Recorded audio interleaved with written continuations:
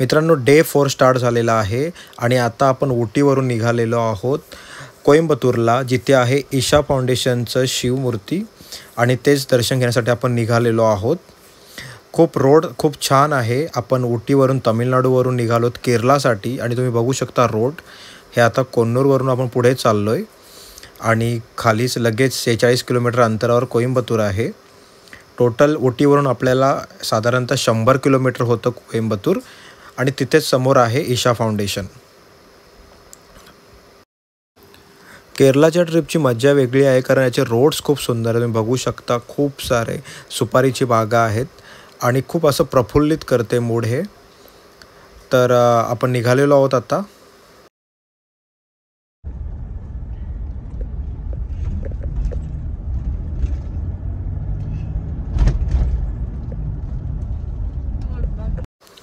मित्रांनो, फायनली ईशा फाउंडेशनच्या एंट्रन्सला पोहोचलेलो आहोत आपण।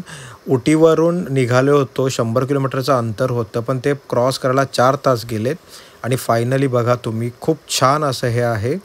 सद्गुरूंनी खूप फेमस केलं आहे आणि यांची महाशिवरात्रीसुद्धा खूप फेमस आहे।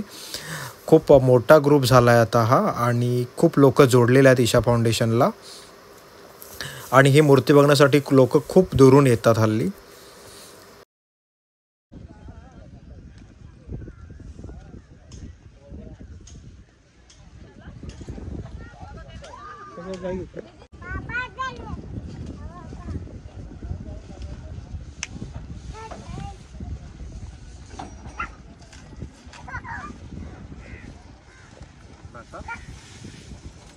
पाहूया पाहूया योग्य तुला घे सगळा घे तुला पाहू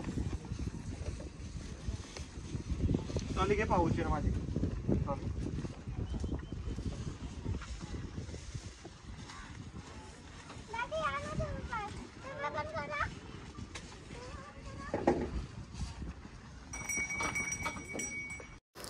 प्राव पण गाडीत बसून बोर झाली होती ना, बघा कशी पळते आता। मग तिला खूप ओपन स्पेस भेटल्यामुळे तिला खूप मज्जा वाटते आणि पळते ती। मित्रांनो, ही आहे ईशा फाउंडेशनची शिवमूर्ती, तुम्ही बघू शकता। खूप लोक सध्या इकडे येत असतात कारण खूप कमी टाईममध्ये खूप फेमस झालेला आहे हे। इथला नाईट शो खूप भारी असतो, पण आपण नाही अटेंड करू शकलो तो। नेक्स्ट टाइम तेही ट्राय। नमस्ते कर बाप्पाला, नमस्ते कर कर बाप्पू ना, बाप्पाला नमस्ते कर।